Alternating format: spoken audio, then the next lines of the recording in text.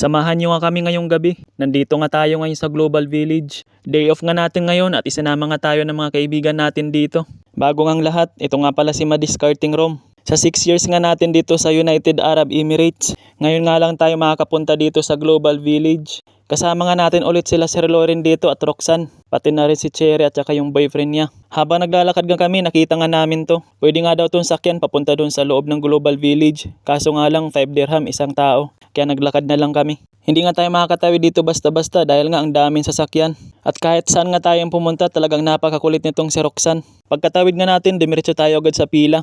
Hindi nga tayo makakapasok sa loob hanggat hindi tayo nakakapagbayad ng 30 dirhams. Akala ko nga libre lang yung pagpasok. Yung pala may bayad, 30 dirhams.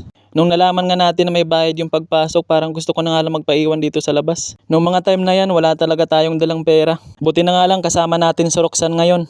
Makikikaskas muna tayo. Si Roxanne na nga pala yung pumila dito para bumili ng ticket. At habang hinihintay nga natin si Roxanne, nagsimula na nga sila magpaputok dito sa labas.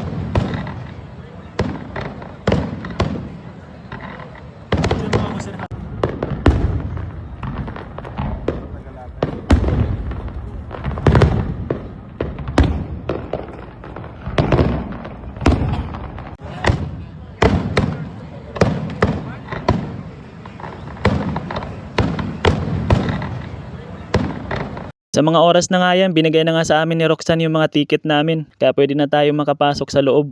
Pagkapasok ka natin dito, grabe namangha ako. Sobrang ganda pala dito. At sobrang ang daming ang tao dito sa loob. First time nga natin dito makapasok kaya sobrang saya ko.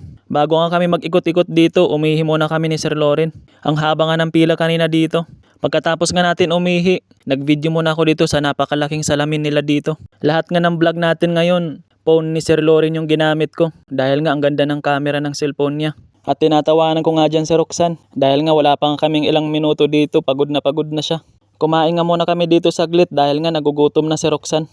At napakamahal nga ng mga pagkain nila dito sa loob. Isang order nga nila dito, 45 dirhams.